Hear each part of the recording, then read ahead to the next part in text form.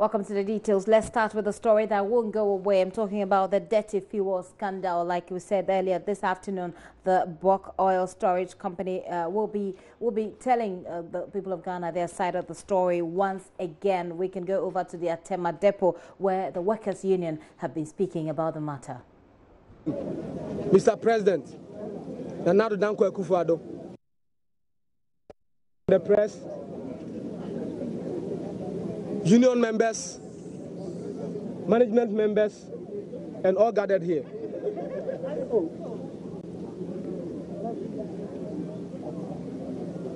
We are gathered here today to state our position on the ongoing contaminated product issues at BOST, as well as other matters affecting the company. We, the union staff of BOST, will always seek the interests of the company and that of staff. We wish to state that the sale of OSPEC product is not new to the operations of BOST. BOST receives requests from dealers of OSPEC products, and this dates back from 2014, 15, and 16. But in all situations, we saw nothing untoward. The same processes were followed in this particular one that we believe has been blown out of proportion. The union staff of BOST are solidly behind the MD because we believe the agreed selling price, i.e. 1 cedi 30 pesos, is very competitive. We wish to establish that the stakeholders were consulted in the processes leading to the sale of this product, that is Ghana Revenue Authority. We believe that this misinformation is a deliberate attempt to destroy the integrity of the MD, and most importantly, stop the MD from going ahead with the ongoing probes into numerous malfeasance in the past contracts.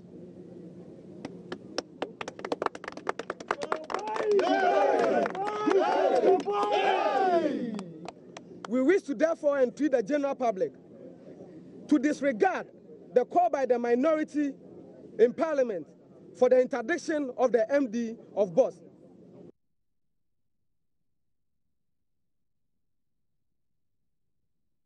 Ensuring that all who have aided in looting the company is duly punished.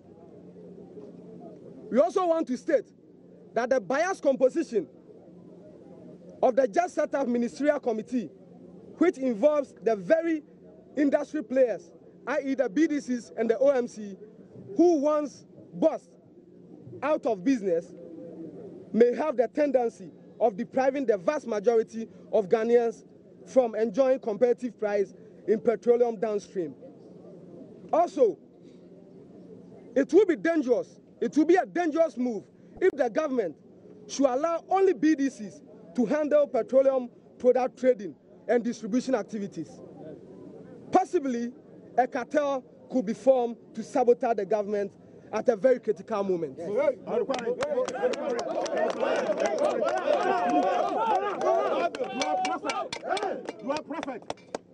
The deliberate attempt to put impediments on Mr. Alfred Obeng's way is unacceptable, and hence our decision to register our displeasure. The presence of this MD has brought unity among staffs, and he has demonstrated clear leadership with clear direction and plans for the company. The unionized staff wishes to assure our members that we fully support the unionized staff, fully support him in his good cause, because we believe he will succeed and continually seek the interests of the company by bringing to book those who seek the downfall of the organization with our support. To this end, we would like to reiterate, as a union, we seek the best for our company and the staff, and should anything untoward happens, we will not hesitate to display our displeasure. On this note, we wish to reaffirm our unflinching support for the MD, Mr. Alfred Obeng, that we shall continue to support him so long as he continues with his good work. We want to.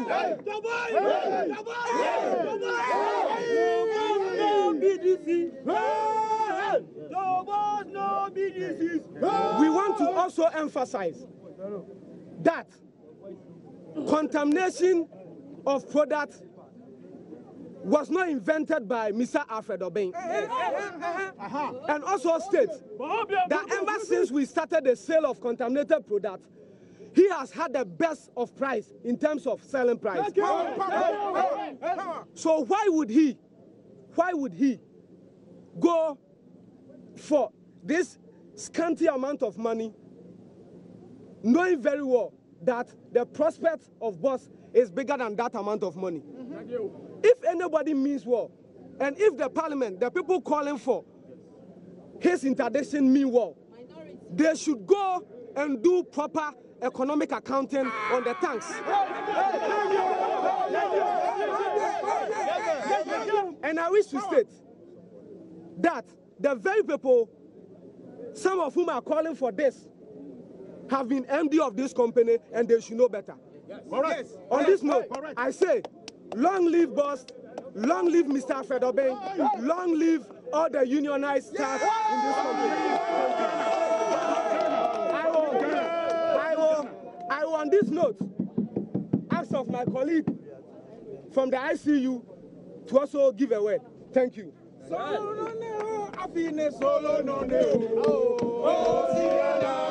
Especially from the press. As my colleague said, I think he has said everything, but there is some news circulating within call it social media and other print media, which seeks to discredit my brother over here. We are here.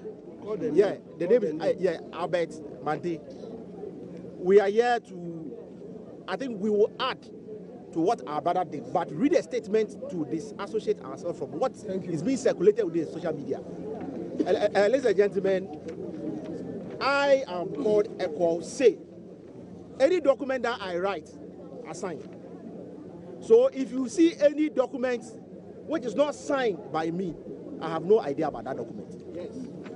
So on that note, I would like to read our press statement.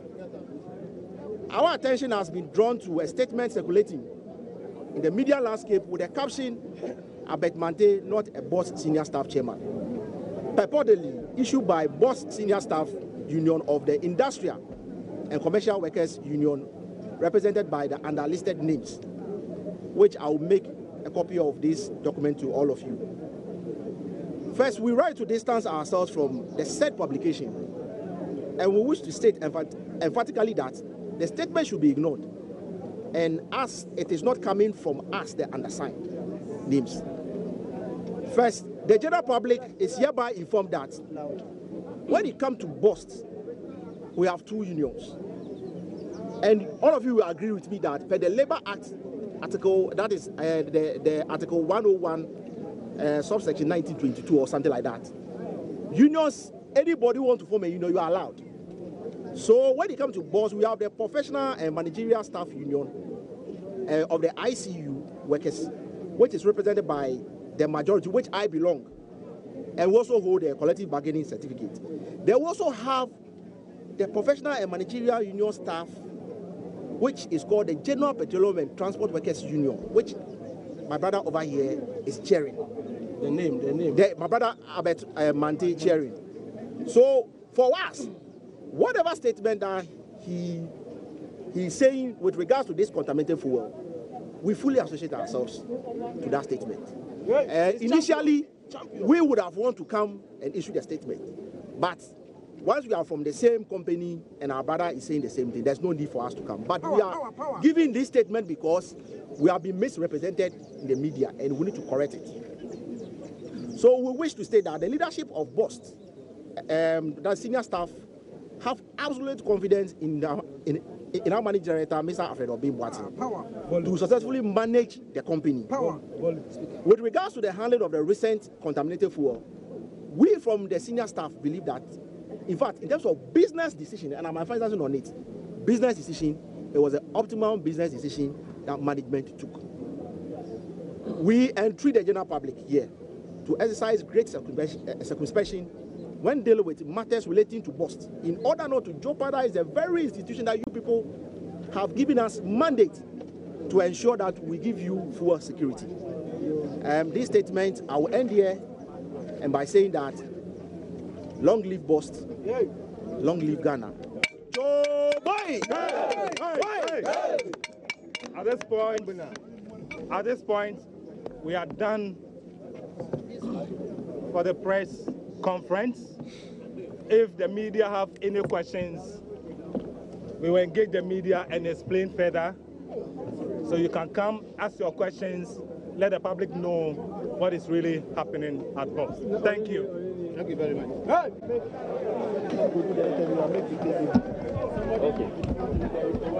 But I make you hold this.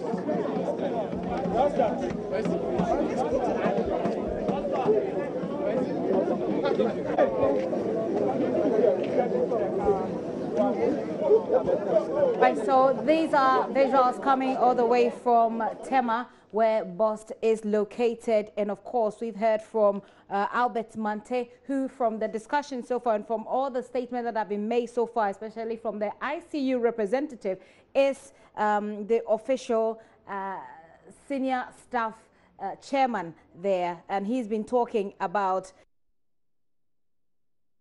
the dirty fuel that we've been discussing so far. First of all, he calls it a deliberate attempt to prevent the managing director, Mr. Alfred Obeng, from investigating some malfeasance that happened under the previous administration, and he's calling for disregard of the calls for interdiction by the minority there. Of course, they're also saying that the composition of the 8-member committee put together by the Energy Ministry is made up of BDC, or people who have interest in BDCs, and they think that Ghanaians will be at the losing end if that committee is allowed to do its work. And they also say, they are also alleging that, well, they believe that if that group is allowed to do its work, we're looking at the formation of a cartel in the oil business, and they don't think that will augur very well for the country. Of course, they think that someone is putting impediment in the way of Mr. Alfred Obeng from carrying out his official duties as the MD of BOST, and they say that sale of contaminated products, and I'm not really sure what that means, but they say that sale of contaminated petroleum products is normal, and that they went through the normal process to sell those. Actually, they've been doing this since 2014, according to him there, and they are asking the minority to do some proper economic accounts. I'm not sure as well exactly what they mean, but they believe that the price of 1 cedi 30 pesos per litre that was sold was also a good deal, and it was a competitive price. The ICU representative, on the other hand, has been saying that they're distancing themselves from a statement that's been going on social media, saying that Albert Mante, who just spoke before him, is not the unionized workers chairman of that group. Of course, this is a developing story. More of that in our subsequent bulletins right now. Right now, though, we have Favor Nunu, who has been at this meeting. He joins me on the telephone line with more. Hello, Favor. Hello, Christine. Favor, we did hear from the Workers' Union, and we heard also from the ICU representative there. Have officials of the company themselves been addressing you? Well, officials of the company have not spoken to us at this press conference.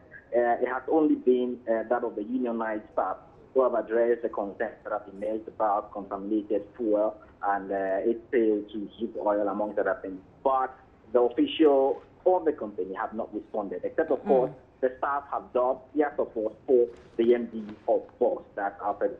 There has been also concerns over the fact that some of the fuel may be missing, or some of the fuel has been unaccounted for. Did that come up? They opened the floor for questions. Did that come up? Was it addressed? Yes, indeed. Beyond the press conference, of course, media will definitely push in one or two questions. Of course, it remains. The concern they raised about that, or the response, definitely was that they know that 471,000 liters was delivered to Zouk Oil. And as far as the contaminated fuel is concerned, that's the only quantity that has been dispatched. The rest of it, they know, is with them. They are actually challenging that if anyone knows of it on the market, then they should come forward with it, because as far as they know, the rest of the contaminated fuel remains with them. It hasn't gone to the market, and Zouk Oil, they're saying, were asked not to take this to the market in the state that it was in, except, of course, they had been taken through the process that would allow it to be one that can be consumed by motorists. And so they're challenging that there's any possibility of the product getting out there on the market. So indeed, this came up, and they feel it's not true that there's anything of that sort on the market, as BBC are speculating as we speak now. Looks pretty much like a very charged group of people there who were addressing the media. I'm interested to find out whether work was ongoing. It was a business as usual today at the premises, or has something fundamentally changed?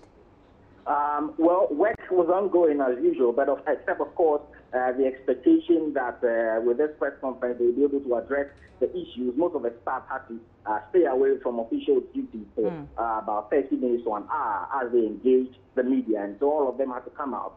One interesting point that emerged from this, though, is that there are two workers' union with both, and one is accused of putting out a social media message that impugns the image of Mr. Alfred Ogbin, suggesting that his activities at BOSS is actually to pursue a certain personal interest. But they also came out, and in this press conference, they wanted to disassociate themselves from this very social media comment and message that is going around, that they have the full support of the BOSS board. They believe that his program and direction for the BOSS Oil Company is actually the right one, and therefore they are fully with him. The only challenge that we've actually come forward with is they're calling for the dissolution of the committee set up by the Energy Minister to investigate the contaminated fuel, claiming that some of the BDCs and OMPs on this committee have interest that they would pursue. Following from this, they should be dissolved, and a new committee should be constituted, one that is independent and free of any interest whatsoever.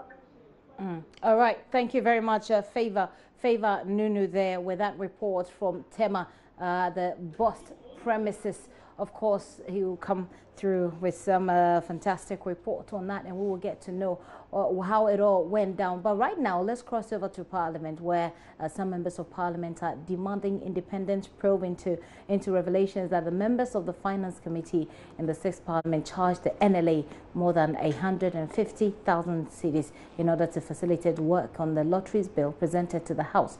Parliamentary correspondent is on the phone and joins me with some more details. Hello, Gakpo. Hello, Gifty. Right, we understand that there have been some answers, or well, some demands for further probing into this matter, and we also know that some members of Parliament are not very enthused about the issue. What can you report from Parliament right now? It's an issue that's become one that a lot of MPs are talking about here today.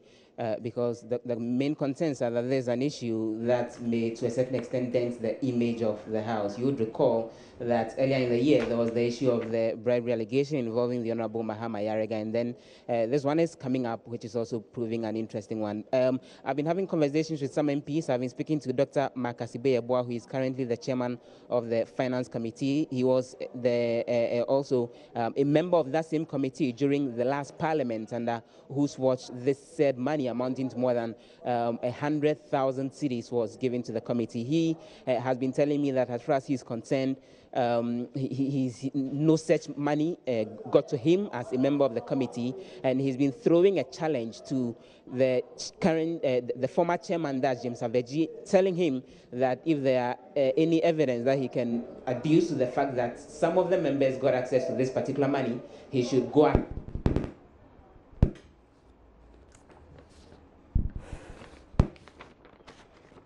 What am I doing?